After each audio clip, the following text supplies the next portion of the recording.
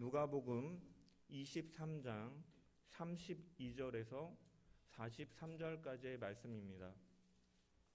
제가 가진 성경 신약성경 138페이지에 있습니다. 다 찾으신 줄 알고 제가 봉독해 드립니다. 또 다른 두 행악자도 사형을 받게 되어 예수와 함께 끌려가니라.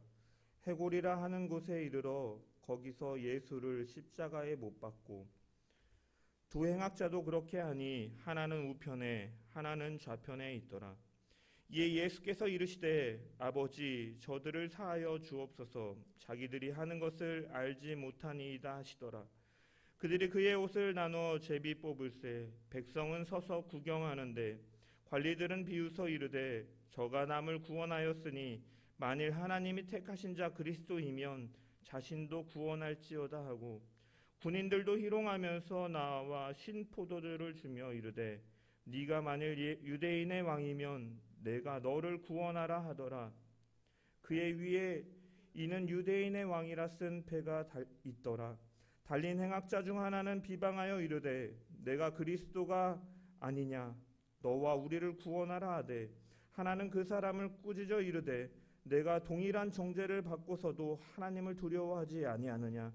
우리는 우리가 행한 일에 상당한 보응을 받는 것이나 이에 당연하거니와 이 사람이 행한 것은 옳지 않은 것이 없느니라 하고 이르되 예수여 당신의 나라가 임하실 때에 나를 기억하소서 하니, 예수께서 이르시되 내가 진실로 내게 이르노니 오늘 내가 나와 함께 낙원에 있으리라 하시니라. 아멘. 할렐루야.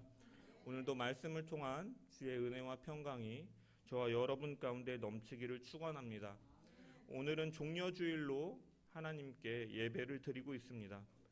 종려주일의 의미는 예수님께서 십자가 고난을 위해 예루살렘을 입성하신 것을 기념하는 날이며, 교회력으로는 사순절 6번째 주일로 고난주간의 첫날이라고 할 수 있습니다.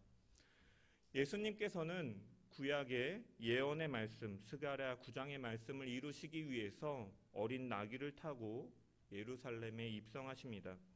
예수님에 대한 소문을 들은 사람들은 큰 무리가 되어 몰려들었고, 그들은 입성하시는 예수님을 바라보면서 종려나무 가지를 흔들었습니다.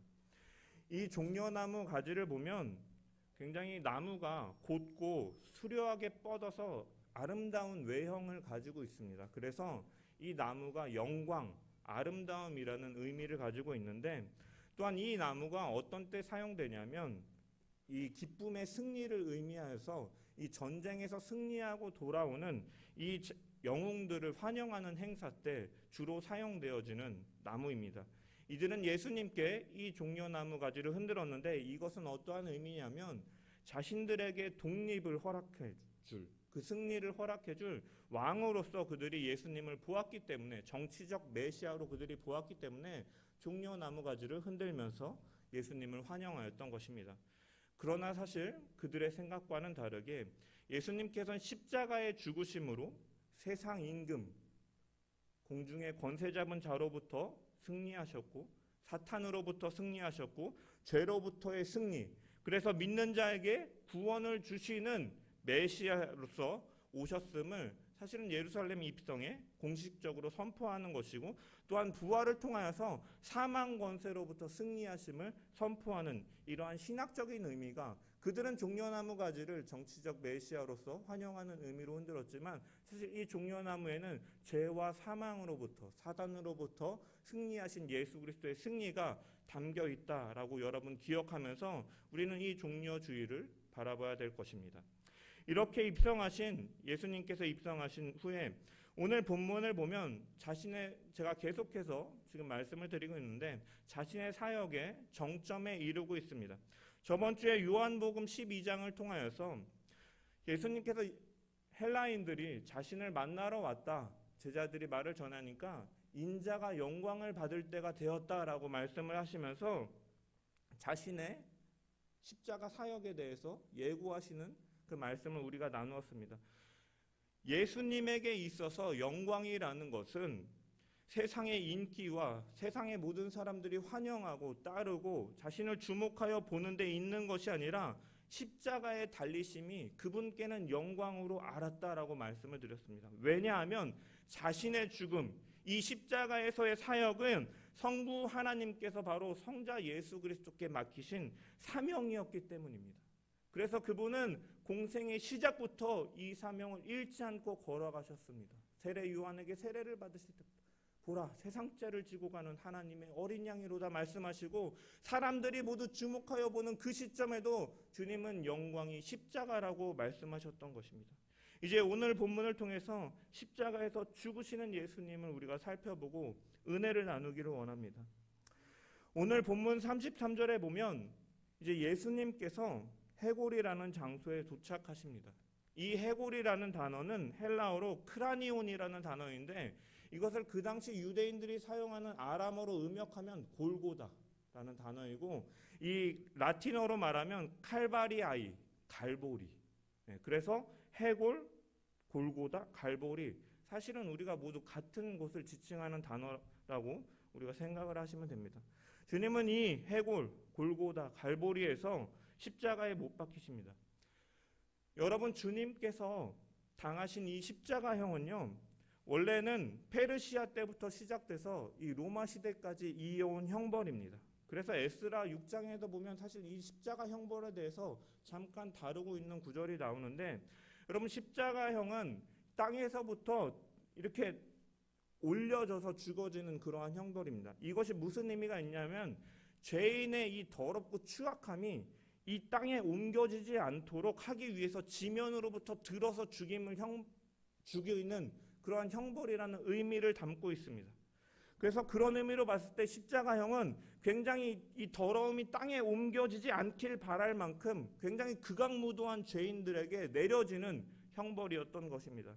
그래서 로마 시대 때 보면 어떤 사람들에게 이러한 형벌이 주로 내려지냐면 이 로마 황제에게 반역을 꾀한 사람들을 아니면 국법을 어기고 질서를 어그러뜨리는 사람들 아니면 살인이나 폭동 등을 통해서 저지른 그런 흉악범들에게 이 벌하는 무거운 형벌이었다라는 것입니다. 예수님께서는 그런 십자가에 달리셨다라는 것이죠. 어떤 역사학자는요 이 십자가 형벌에 대해서 인류 역사에 있어서 인간이 만들어낸 가장 고통스럽고 잔인한 사형 방법이다라고 말할 정도라고 했습니다. 왜냐하면 그만큼 받는 사람에게 있어서 이 십자가 형벌은 굉장히 고통스러운 형벌이었기 때문입니다. 로마 풍속에 따르면 십자가를 못 박는 방식은 이러했습니다. 여러분들도 패션 오브 크라이스트라는 영화를 보셔서 아시겠지만 십자가에 매달기 전에 채찍에 맞습니다. 이 채찍은 그냥 채찍도 아니고 쇠꼬챙이가 달려있는 채찍입니다. 이것을 정말 반죽음 상태에 이를 때까지 때리고 또 때립니다. 그 다음에는 그 다친 몸을 이끌고 자신이 매달릴 십자가를 가지고 형장을 향해서 십자가를 메고 걸어갑니다. 그리고 형장에 도착해서는 군인들이 옷을 벗기고 십자가 틀에 눕혀서 손과 발에 못을 박아 붙들어 메고서는 십자가를 높이 매다는 것입니다. 여러분 우리가 생각할 때 이 십자가 형벌은 채찍에 맞고 무거운 십자가를 끌고 손과 발에 못이 박히는 그 고통 때문에 그 과정이 너무나 힘들 것이라고 생각을 합니다. 그런데 진짜 고통스러운 것은 사실 그 이유입니다. 십자가에 달린 이유부터가 사실은 더 고통스럽다라는 것입니다. 왜냐하면 매달린 다음에 바로 죽는 것이 아니라 서서히 굉장히 오랜 시간 동안 죽기 때문에 그동안의 그 허기와 갈증, 그 고통과 아픔, 그리고 죽음에 대한 공포 속에서 두려움에 떨어야 되기 때문에 사실은 이 이후의 시간이 더 힘든 것입니다. 이 십자가에서 보내는 시간이 짧지도 않아요. 건강한 사람의 경우에는 이틀에서 4일까지 걸린다 그럽니다. 살아있으면서 죽을 때까지가 이틀에서 4일이라는 시간이 걸릴 정도로 그 오랜 시간 동안 고통을 겪는 이 형벌이 바로 십자가 형벌입니다. 그래서 이 고통이 너무나 심하기 때문에 고통을 덜어주기 위해서 모략이 섞인 포도주를 마시게도 하였습니다. 그래서 여기 본문에도 보면 로마 군사들이 예수님께 신포도주를 이렇게 주는 장면도 나오는데 여러분 죽음이라는 것은요 제가 뭐 죽어보지 않아서 모르겠지만 춥고 굵게 차라리 잠깐 고통을 느끼고 생을 마감한다면 차라리 나을 텐데 이렇게 오랜 시간 동안 엄청난 고통을 받으면서 죽는다면 그 과정은 너무나 고통스러울 것이라는 것입니다. 엄청난 고통과 아픔 속에서 서서히 죽어가는 그러한 모습을 또한 사람들에게 드러낼 수밖에 없는 수치의 자리가 바로 이 십자가였다라는 것입니다. 그리고 사람들은 그 십자가를 바라보면서 한편으로는 두려움에 떨기도 하고 한편으로는 저 사기꾼 녀석 하면서 그를 모욕하고 조롱하고 비방하는 일을 갖는 그러한 형벌이었다라는 것이에요. 그런 십자가에 예수님께서는 달리셨다라는 것입니다. 여러분, 이 십자가는요 대중을 향한 경고이기도 해요. 야, 이 사람들을 봐라. 이 사람들이 로마 황제에게 반역하고 폭동을 일으키고 사기를 치고 강도의 짓을 하고 살인을 하는 이런 보면서 그런 사람들은 이런 형벌에 처해질 거 하면서 대중에게 경고하는 의미도 담겨 있는데 예수님께서는 그런 십자가에 달리셨고 세상은 그를 조롱하고 멸시하였다라는 것입니다. 34절에 보니까 그들이 그의 옷을 나눠 제비를 뽑았다라고 기록되어 있습니다. 로마 군사들은요 관례대로 이 처형당한 죄수의 옷을 나눠 가지기 위해서 제비를 뽑았다라고 합니다. 이것은 어떻게 보면 일종의 노름이랑 도박이랑 같은 것이에요. 이거 누가 가질래 하면서 그들은 아마 희희덕거리면서 이 제비를 뽑았다라는 것이죠. 요한복음에 보면 군인 4명이 이 옷을 나눠 가졌다라고 했어요. 여러분, 옷을 가져갔다라는 것은 죄인은 어떤 상태가 된다라는 것이에요. 속옷을 남기고 다 가져갔다고 기록되어 있어요. 벌거벗은 상태가 되는 거예요. 여러분, 남들이 다 보고 있는 상황에서 십자가에 달렸는데 옷도 다 벗겨져 있어요. 얼마나 수치스럽고 부끄러운 상황입니까? 여러분, 그러면서 35절 36절의 말씀을 보면 백성들이 서서 구경하는데 관리들은 비웃어 이르되 저가 남을 구원하였으니 만일 하나님이 택하신 자 그리스도이면 자신도 구원할지어다 하고 군인들은 희롱하면서 나와 심포도를 주었다. 예수님의 죽으심 앞에서 많은 사람들이 구경하고 비웃었다라는 거예요. 백성들은 서서 구경하고 관리들은 비웃었다라는 거예요. 군인들은 예수님의 옷을 벗기면서 희덕거리면서 그 옷을 나눠 가졌다라는 거예요. 벌거벗음 수치를 당하고 손과 발에 못이 박히고 가시면류관을 쓰시면서 얼굴에 피투성이가 되고 극도의 고통과 죽음에 대한 두려움을 느끼고 있는 상태에서 사람들은 그를 조롱하였다는 거예요. 그러면서 이야기합니다. 만일 하나님이 택한 사람이라면 스스로 구원할 것이다. 이 말은 무슨 말이냐면요, 예수님께서는 공생의 사역을 하시는 동안에 병자들의 병을 고치시고 천국 복음을 전파하셨어요. 그런데 정작 자신을 구원하지 못한 이 사람 자신도 구원하지 못하는 자다라고 말하는 것은 무엇이냐면 사실은 예수님께서 지금까지 걸어오신 이 공생의 사역을 부정하는 말이에요. 조롱하는 말이에요. 가장 낮게 오셔서 하늘의 모든 영광을 버리시고 인카네이션 성육신 하셔서 이 고통을 당하고 계신데 사람들은 그것을 보면서 그 뜻은 알지도 못하고 그 마음은 알지도 못하고 조롱하고 있다는, 부정하는 거예요. 내가 힘들게 쌓아온 커리어가 있는데 누가 그 수고를 무시하고 가볍게 여긴다면 기분이 좋을 수가 없을 텐데 인생 전체가 사실은 부정당하고 조롱당하고 있다는 것이에요. 여러분, 그런 상황 속에서 예수님께서 드디어 입을 여세요. 가상칠언이라고 하는 그 십자가에서의 7마디 중에서 첫 마디를 하시는데 그것이 무엇이냐? 34절의 말씀입니다. 우리 34절의 말씀을 다시 한번 읽어보겠습니다. 시작. 예수께서 이르시되 아버지 저들을 사하여 주옵소서 자기들이 하는 것을 알지 못함이다 하시더라. 아멘. 여러분, 저 같으면요, 제 인생을 부정하고 제가 힘들게 쌓아온 커리어를 부정하고 조롱하고 가볍게 여기는 사람이 있으면 제가 만약에 십자가에 달리는 상황이 있다면 야, 니들이 내 마음도 모르고 그래? 니들 하나님의 진노라 받아라 하면서 저 같으면 저주를 했을 것입니다. 저주를 퍼붓을 것입니다. 낙심하기도 했을 것입니다. 그런데 예수님께서는 그렇게 하고 계시지 않습니다. 그들을 위해 기도하고 계세요. 아버지 저들의 죄를 사여달라. 사실은 이 한마디에 여러분 예수님의 십자가의 이 사역의 의미가 담겨 있는 것입니다. 무엇이냐면 바로 사랑이다라는 것이죠. 하나님의 사랑이 바로 이 십자가, 이 예수님의 한마디 기도에 담겨 있다라는 것이에요. 여러분, 예수님께서는 평상시에도 제자들에게 사랑에 대해서 많이 가르쳐 주셨어요. 너희가 원수까지도 사랑하라 말씀하셨어요. 베드로가 나와서 예수님께 여쭸어요. 주님, 나와 형제된 자가 내게 죄를 범하면 내가 얼만큼이나 용서해야겠습니까? 라고 말하니까 주님께서 7번씩 70번이라도 하라, 완전하게 용서하라라고 말할 정도로 사랑을 말씀하셨어요. 주님께서 이처럼 사랑을 말씀하셨는데 중요한 것은요, 단순히 그가 말씀하시는 데서 그친 것이 아니라 자신의 모든 것이 부정당하고 조롱당하는 상황에서 주님은 저들을 사하여 달라고 기도하고 계신다라는 거예요. 자신이 평소에 사랑을 말씀하셨던 것을 그대로 실천하고 계신 것이에요. 행동하고 계신 것이에요. 그래서 십자가를 지셨고 죽음을 앞둔 그 십자가 위에서 첫 마디가 바로 우리를 사랑하시는 말과 행동을 우리에게 보여주시는 것이에요. 죄를 사하여 달라고 기도하시는 것이에요. 아버지, 저들을 사하여 주옵소서. 이 말씀 속에 이 십자가의 의미, 하나님이 우리를 향한 그 사랑이 담겨 있는 줄 믿습니다. 이러한 사랑은 하나님의 성품이 아니고서는 무엇이라고 말할 수가 없는 것입니다. 그래서 사도 바울은 로마서 5장 8절에 이렇게 이야기합니다. 우리가 아직 죄인 되었을 때 그리스도께서 우리를 위하여 죽으심으로 하나님께서 우리에 대한 자기의 사랑을 확증하셨다라고 말합니다. 주님의 죽으심이 하나님의 사랑에 대한 확증이라고 말하는 것이에요. 하나님의 사랑이 여기 이 십자가에 표현되어지고 있는 것입니다.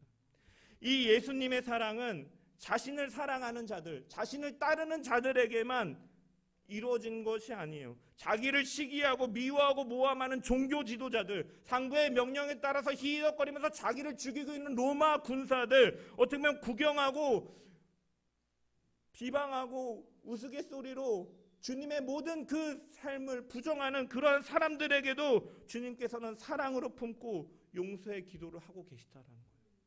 이것이 바로 우리를 향한 기도이고 세상을 향한 주님의 기도이며 하나님의 사랑이다라는 것이에요. 여러분, 이 십자가에서, 이 기도에서 드러나는 하나님의 사랑은 사실은 오늘날 교회가 나아가야 될 방향을 제시해 주는 것입니다.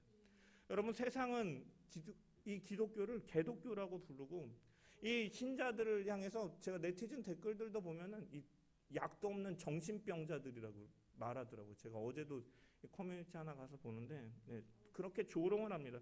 코로나 시대를 보내면서 일부 그 교회들의 그 몰상식한 그 행동들로 인하여서 더 비난의 화살이 사실은 더 커지고 있는 이러한 시대를 우리가 살아가고 있어요. 조롱당하고 멸시받고 신앙을 가졌다는 이유만으로 면박을 당하기도 해요. 기도 식사 시간에 기도했다는 이유로 불편해서 밥 못 먹겠다 하면서 나가는 사람들도 있더라고요. 이런 시대 속에서 살아가고 있어요. 성질 같아서는 한번 들이받아 보고 싶어요. 그런데 우리가 세상을 향해서 어떤 태도를 견지해야 되는가? 이 주님의 십자가에, 이 주님의 기도에 우리에게 제시하고 있다라는 것이에요. 자신을 죽이고 부정하고 조롱하는 무리들을 향해서 사람으로 품고 용서하시는 그 기도, 이 사랑의 행동을 보이시는 것처럼 우리 역시도 주님의 그 사랑이 우리 가운데 나타나야 된다라는 것이요. 이 핍박과 박해와 조롱과 멸시 속에서도 우리가 그들을 대해야 될 방법은 사랑밖에 없다라는 것을 우리는 주님의 십자가를 통해서 발견할 수가 있다라는 것입니다. 이 사랑은 말로만 이루어지는 것이 아니에요. 조롱 속에서도 주님은 죽으심으로 실제적으로 그들의 죄를 살 수 있는 방법을, 그 길을 여셨던 것과 같이 우리가 주님의 사랑을 정말 말로만 하는 것이 아니라 우리의 삶을 통하여서 드러내고 그 사랑을 전하며 살아가는 저와 여러분 되기를 주님의 이름으로 축원합니다. 여러분, 주님은 십자가를 지실 때 혼자 계시지 않으셨어요. 32절에 보니까 또 다른 두 행악자도 사형을 받게 되어 예수와 함께 끌려갔다라고 기록되어 있습니다. 마태와 마가는 강도 둘이 있어 하나는 우편에 하나는 좌편에 있었다라고 기록하고 사실은 이들에 대한 언급은 별로 기록되어 있지 않아요. 잠깐 언급하고 그냥 넘어가요. 그리고 십자가에 박힌 이 두 죄수 역시도 다른 사람들과 마찬가지로 예수님을 욕하고 비웃었다라고 잠깐 기록하고 지나갑니다. 이에 비해서 이 누가복음을 기록한 누가는 그들에게 관심을 가지면서 예수님과 그들의 대화를 주목하여서 언급하고 있다라는 것이에요. 여러분, 처음에 두 죄수 모두 마태와 마가의 기록처럼 예수님을 비웃었을지 모르나 이 누가복음을 통해 보면 그 중에 한 명은 심경의 변화가 따랐다라는 것이에요. 여러분, 한 강도가 먼저 이렇게 예수님을 조롱합니다. 39절에 보면 네가 그리스도가 아니냐, 너와 우리를 구원하라. 같이 죽어가고 있는 마당에 그 강도가 다른 사람들과 다를 바 없이 똑같은 방법으로 예수를 조롱하는 것이에요. 이에 다른 한 사람이 그를 책망합니다. 40절 41절의 말씀을 보면 하나는 그 사람을 꾸짖어 가로되 네가 동일한 정죄를 받고서도 하나님을 두려워 아니하느냐. 우리는 우리의 행한 일에 상당한 보응을 받는 것이니 이에 당연하지만 이 사람의 행한 것은 옳지 않은 것이 없다라고 말을 해요.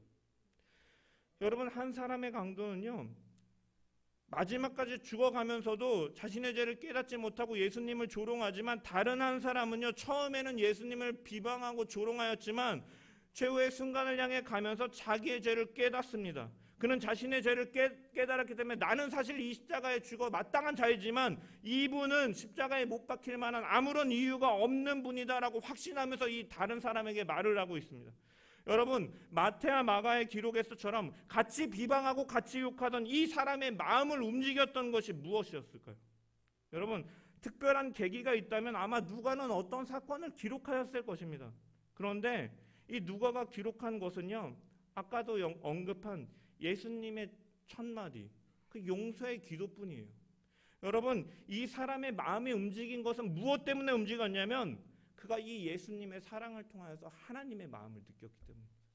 하나님의 사랑을 느꼈기 때문이에요. 그렇기 때문에 그가 심경이 변화되었던 것을 우리는 유추해 볼 수가 있는 거예요.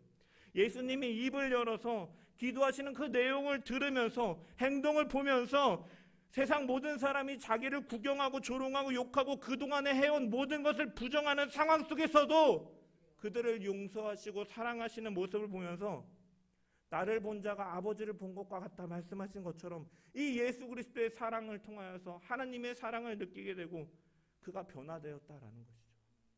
여러분, 사람이 언제 변하는 줄 아십니까?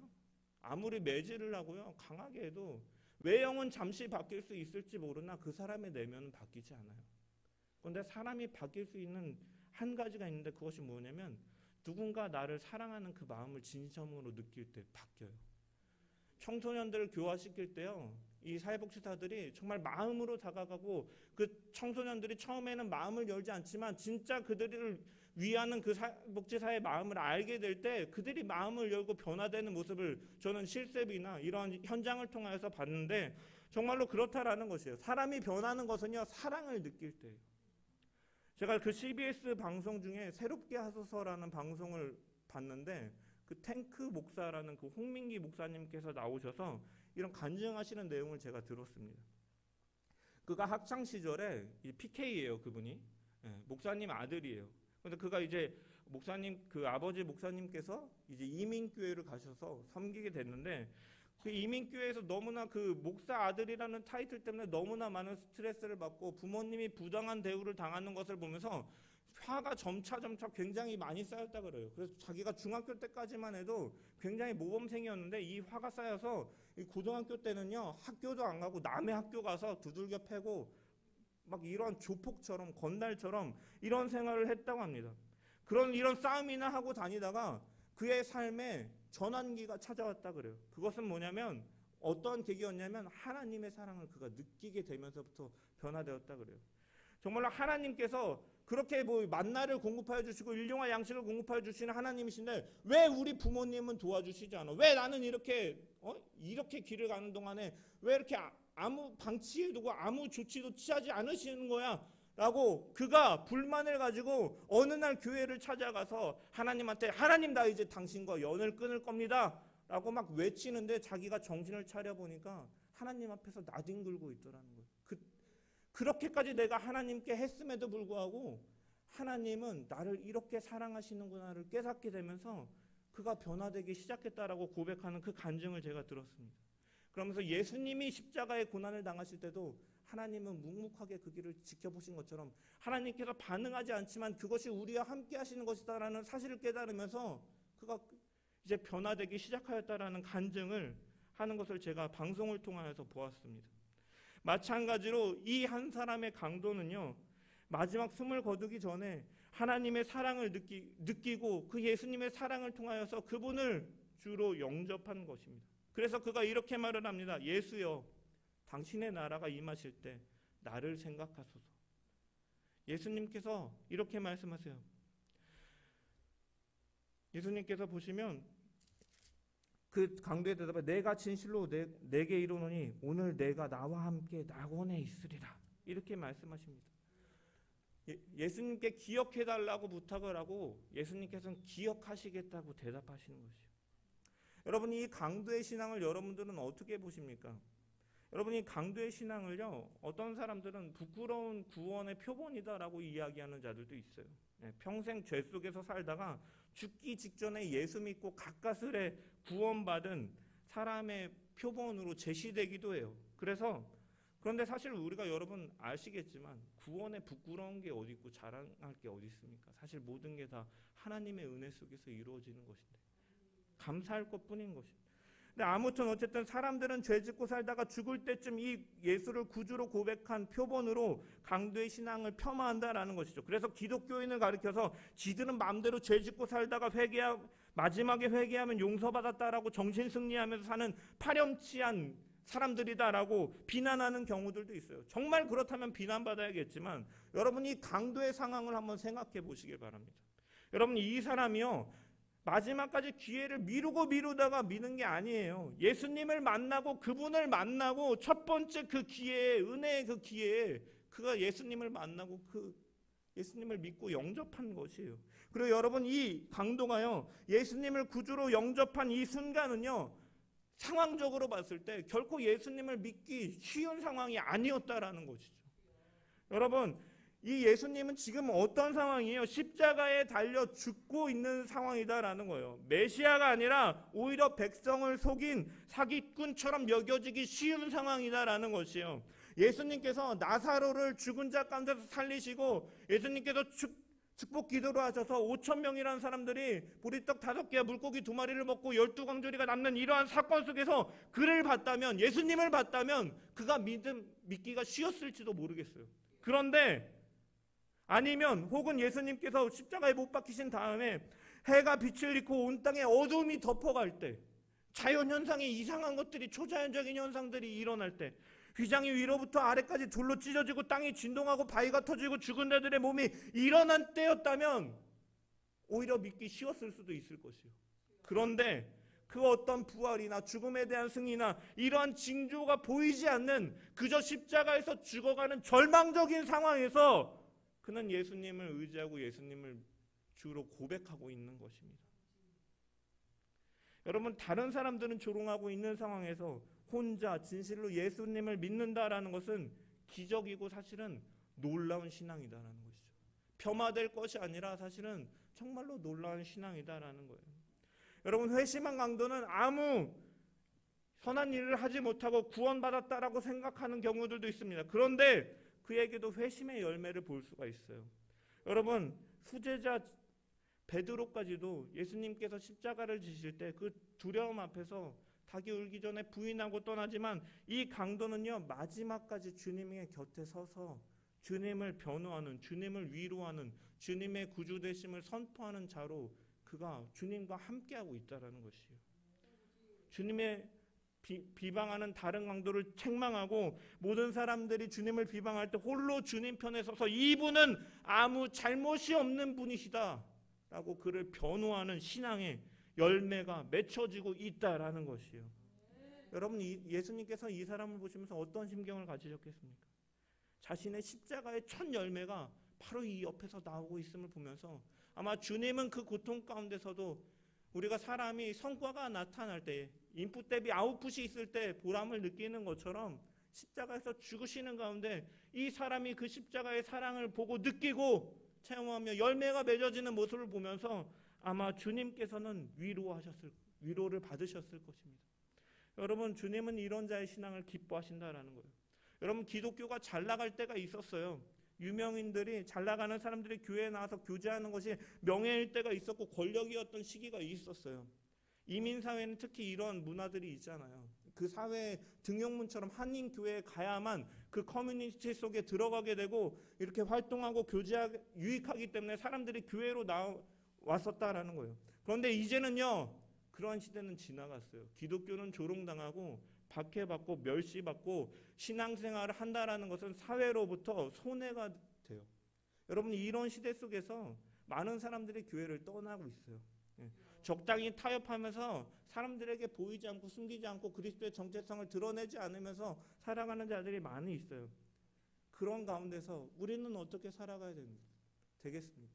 이 강도는요, 다 모든 사람들이 비방하고 그 옆에 있는 강도가 비방할 때도 홀로 꿋꿋이 서서 주님을 변호하고 이 주님의 복음을 선포하였던 것. 이 사람은 죄가 없으신 분이다. 우리의 죄 때문에 죽으신 분이다라는 것이죠. 여러분, 코로나 시대를 지난 후에 복음을 전하기 더 어려운 시대로 급진적으로 흘러가고 있지만 세상 모두가 조롱한다 할지라도 주님께서 이 땅을 위해서 오심을, 그분이 메시아 되심을, 구주 되심을, 우리의 주인 되심을 믿음으로 고백하면서 그 진리의 빛을 선포하는 저와 여러분 되시기를 간절히 축원합니다. 찰스 스펄전 목사님께서는 이 구원받은 강도에 대해서 이렇게 표현하셨어요. 그는 지상에서 예수님의 마지막 동반자였을 뿐 아니라 천국에 함께 들어간 최초의 동반자다. 여러분, 십자가는 그 요한복음 12장에서 우리가 저번 주에 봤던 것처럼 세상에 대한 심판이에요. 누가가 대조하고 있는 것처럼 이 두 사람의 행악자 강도들은요, 사실은 온 인류를 대표하는 것이에요. 구원받은 자와 구원받지 못하는 자를 보여주고 있는 것이에요. 그런데 이 둘에는 사실 인간적으로 보면 차이가 없어요. 같은 사람들이에요. 같은 죄인들이다라는 거예요. 인종이 다르지 않고 경제적으로 다르지 않아요. 상대적으로 누가 더 선하고 누가 더 악하다고 따질 수가 없는 모두가 다 죄인이에요. 그런데 그들이 달랐던 것은 유일한 단 하나예요. 십자가에 달리신 예수 그리스도를 믿느냐 믿지 않느냐.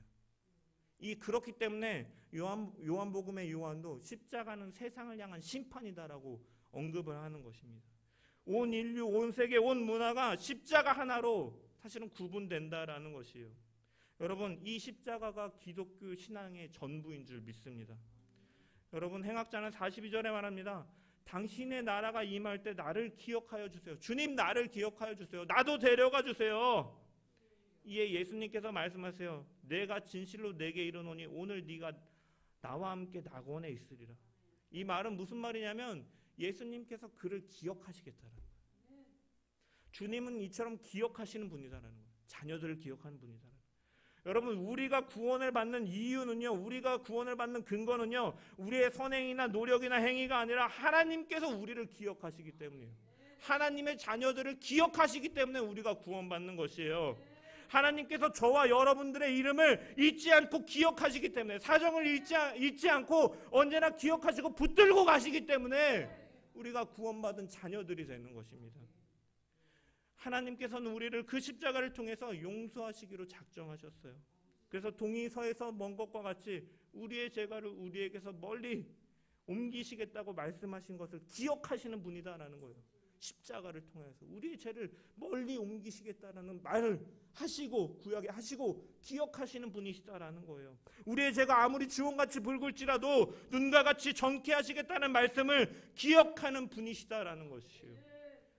아비가 자식을 불쌍히 여기는 것처럼 여호와께서는 자기를 경외하는 자를 불쌍히 여기시나니 이는 저가 우리의 체질을 아시고 우리가 진토임을 기억하시느니라. 아멘. 하나님의 기억하심은요, 우리에게 생명을 가져오는 거예요. 반전을 가져오는 거예요. 역전을 가져오는 거예요. 여러분, 하나님께서 이스라엘 백성들이 애굽에서 고통당하고 있을 때 그들을 탈출시키시고 광야로 이끄시고 나중에 가나안 땅으로 인도하시는데, 그렇게 하시는 이유에 대해서 출애굽기 6장 5절에 하나님께서 스스로 이렇게 밝히고 계세요. 이제 애굽 사람의 종으로 삼은 이스라엘 자손의 신음소리를 내가 듣고 나의 언약을 기억하노라. 내가 언약을 아브라함에게 했던 그 약속을 기억하기 때문에 내가 너희들을 구원하여 내겠다라고 말씀하고 계신 것이에요. 여러분, 하나님께서 기억하시면 반전이 시작되는 거예요. 역전이 시작되는 거예요. 대표적으로 창세기의 노아 사건도 마찬가지예요. 7장까지 하나님께서 그 세상의 포악함과 죄된 것을 보시고 비로 홍수로 세상을 심판하여 이 땅의 지면에 있는 모든 것들을 쓸어 없애 버리시지만 8장 1절에 보면 하나님께서 노아와 그의 가족들을 기억하셨다. 기억하셨다라고 시작을 해요. 그 뒤부터는 어떤 일이 벌어지냐면 하나님이 바람을 땅에 불게 하시면 물이 말라져가고 물이 줄어들었고 이제 지면이 이제 올라오기 시작하고 다시금 새 생명이 시작되는 것을 우리는 창세기를 통해 볼 수가 있다는 거예요. 하나님께서 기억하시면 이렇게 반전을 이뤄낸다라는 것이에요. 여러분, 하나님께서 기억하신다라는 것은 무슨 의미를 또한 가지고 있냐면 사무엘상에 보면 한나라는 여인이 나와요.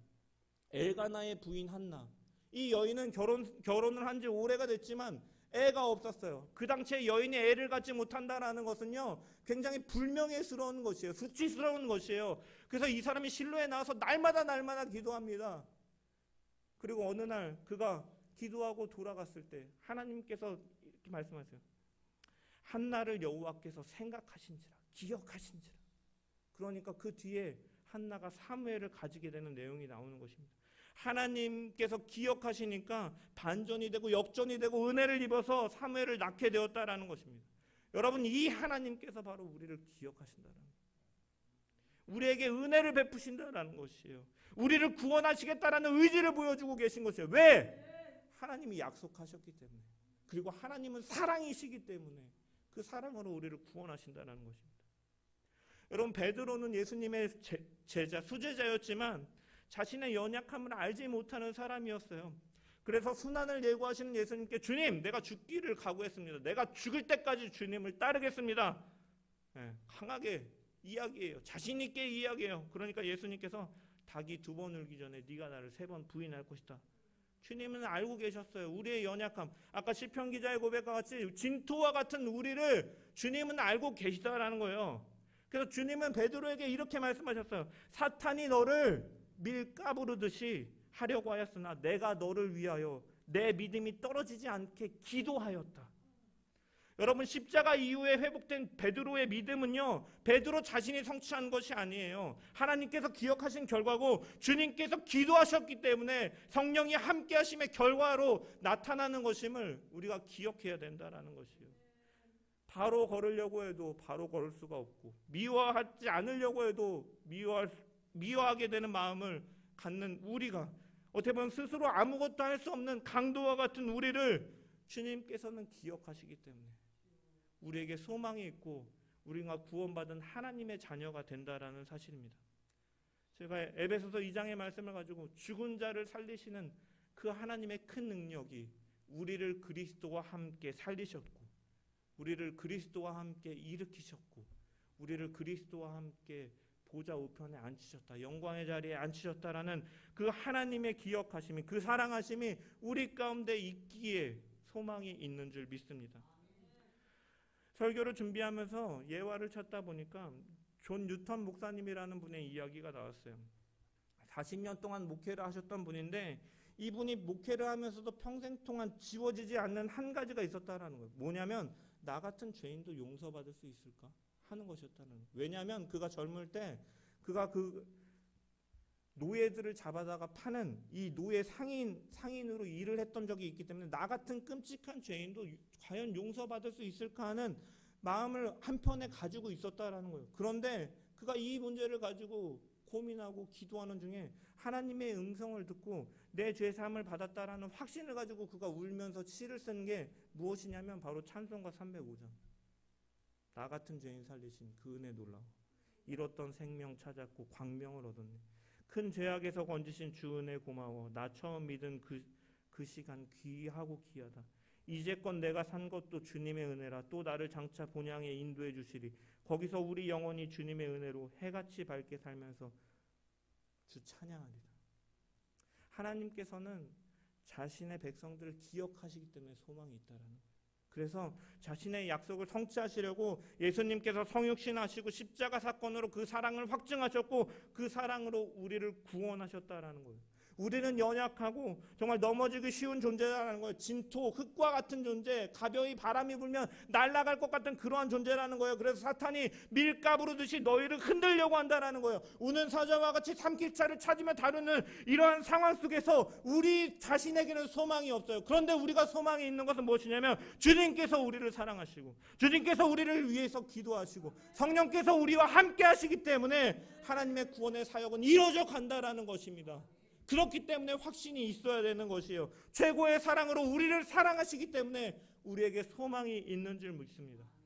이 고난 주간을 보내면서 그 은혜의 십자가 앞에, 그 사랑의 십자가 앞에 강도처럼 내가 죄인임을 고백하고 세상이 주님을 부인하고 멸시하고 조롱한다 할지라도 주님을 향한 그 사랑에 반응하는 또한 최고의 사랑으로 그분의 사랑과 그분의 진리를 선포해 나감을 통하여 하나님께 영광을 돌리는 저와 여러분 되기를 주님의 이름으로 축원합니다.